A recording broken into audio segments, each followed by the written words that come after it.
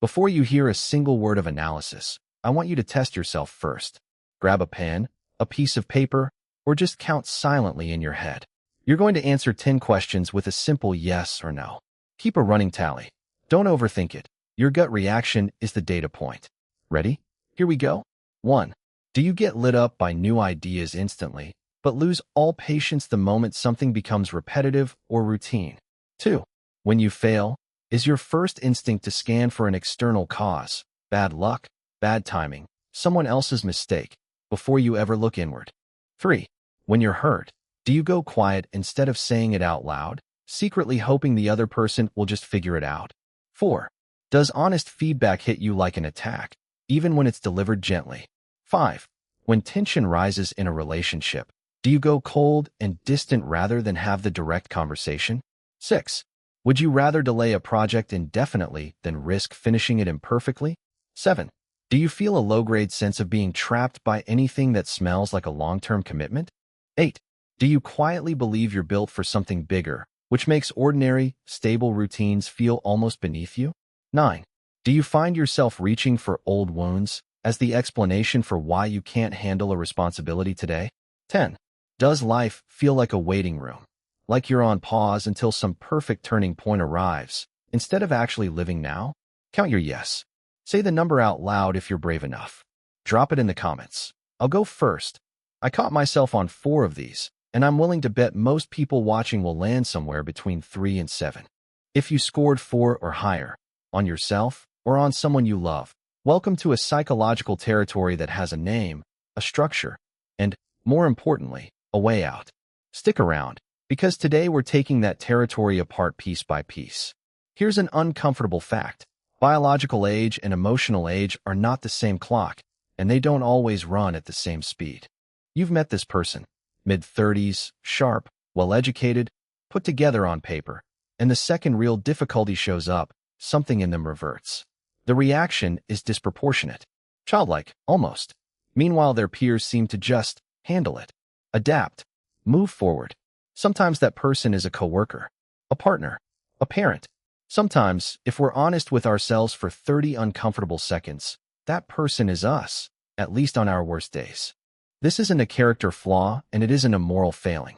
It's a psychological structure, and structures can be studied, understood, and rebuilt. That's what we're doing today. No judgment, just a map, so you know exactly where you or someone you care about might be stuck, and exactly what it takes to get moving again. The easy move here is to call this behavior lazy, selfish, or just their personality. Society does this constantly, but developmental psychology offers a much more useful lens. Carl Jung described something he called the Puer Aeternus, Latin for eternal child or eternal youth. It refers to a person who has physically aged into adulthood while their emotional world stays frozen somewhere around adolescence. They resist the weight of real life. They avoid binding commitments. They cling, unconsciously, to a childlike sense of limitless freedom. This isn't a decision anyone makes on purpose. Nobody wakes up and chooses to stay emotionally 16. It's an unconscious defense, the mind's way of protecting itself from a version of growing up that feels unbearable.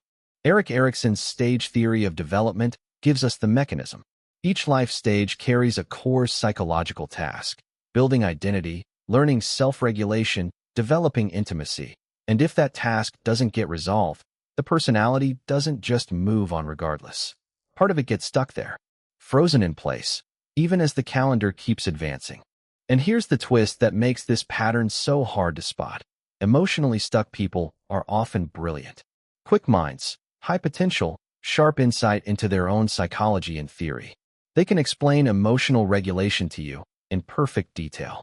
They just can't do it when it counts, when disappointment, conflict, or rejection actually shows up in real time. When an emotionally stuck adult hits stress or disappointment, the fragile core underneath activates a defense, and it usually shows up as one of 3 masks. Mask 1, the silent sulk. They're clearly upset. They will not tell you why. This is textbook psychological regression, a retreat to an infant's communication style. A baby can't explain what it needs. It can only cry and wait to be understood. The adult version of this carries the same hidden belief. If you really cared about me, You'd already know what you did wrong. Underneath the silence is fragile self-worth. Saying, "You hurt me," out loud feels like admitting weakness, like confessing dependence on someone else's approval. So silence becomes a shield and a weapon at once. It protects the ego while quietly forcing the other person into guilt. Mask 2. The overreaction. This is silence's mirror image, an explosion that's wildly out of proportion to the trigger. A change plan. A minor disagreement. Suddenly, it's a full-blown confrontation. Genuinely secure people don't need volume to feel in control. That eruption of anger is a cover story for panic. When reality stops cooperating, the fear of being a powerless victim becomes intolerable, so the mind flips the script and becomes the aggressor instead. Anger becomes armor. The rule of thumb here is almost poetic. The louder the anger on the surface, the deeper the fear of abandonment underneath it. Mask 3. The cold shutdown. This one is the quietest and by far the hardest to spot, which is exactly what makes it so corrosive to a relationship. Instead of engaging with conflict, the person builds a wall. Total indifference. I don't care. It doesn't matter. This is a freeze response. The nervous system's emergency shutdown when emotional pain crosses a threshold it can't process. The brain disconnects from feeling entirely, not as a strategy, but as a reflex. It buys a short-term sense of safety. I don't need anyone, so no one can hurt me. But the cost is steep. A person locked behind that wall trades real connection for a fortress that's technically safe and completely empty. None of this appears out of nowhere.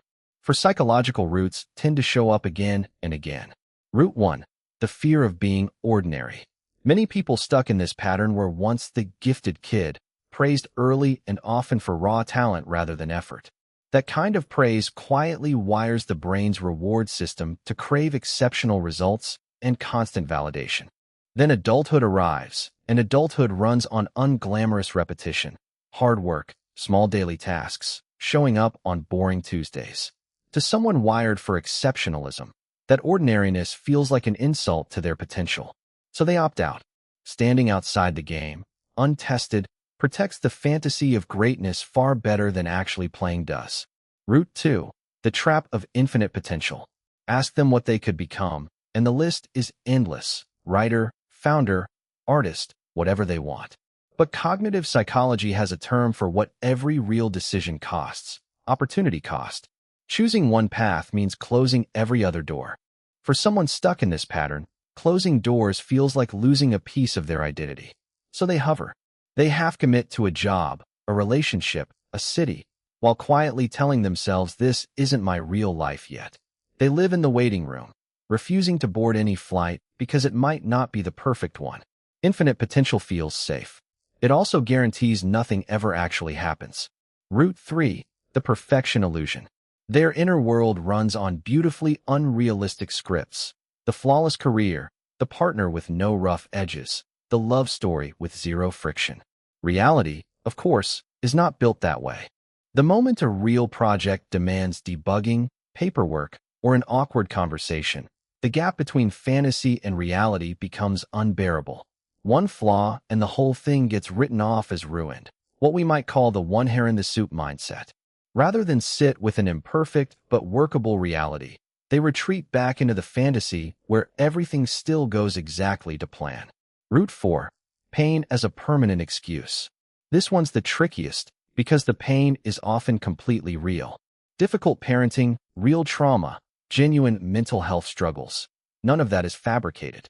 The shift happens when those wounds stop being something to heal and start being something to hide behind. An external locus of control sets in. Everything difficult is someone else's fault, some past event's fault, anyone's fault but a present, actionable one.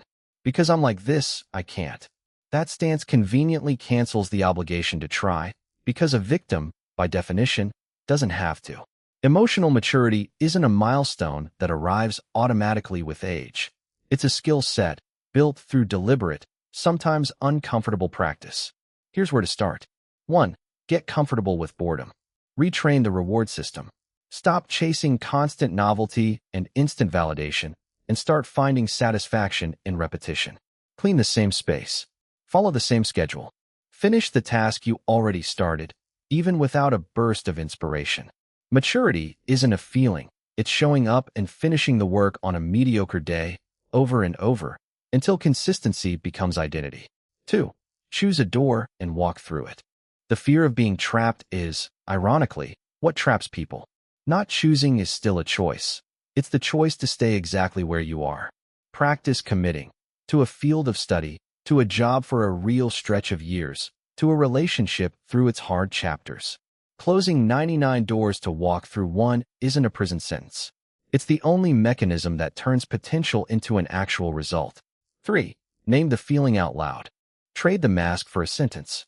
Instead of going silent or erupting, pause and translate the feeling into words that start with I, not you. Not, you always ruin everything. But, I feel anxious and disrespected when plans change without warning me. That single shift hands the other person something to actually respond to and frees you from needing them to read your mind. 4. Let yourself be seen as imperfect. Drop the fortress. Maturity was never about becoming unbreakable. It's about having enough internal steadiness to look directly at your own weaknesses without flinching or attacking yourself for them. Ask for help when you need it. Let the wound be a wound, not a shield. Your past may be imperfect, but you're still the one holding the pen for what happens next. This process doesn't happen in a weekend. It's closer to learning a new language later in life. Slow, occasionally humbling, and absolutely learnable. If you recognized yourself or someone you love in any part of this video, don't rush to judgment. Treat it like a project that's still under construction, not a verdict that's already been handed down. The moment someone chooses to take the mask off, accept the trade-offs, and own their own life, that's the real marker of growing up, not the number of candles on the cake. Thanks for watching. This has been Obscyron Psychology. See you in the next one.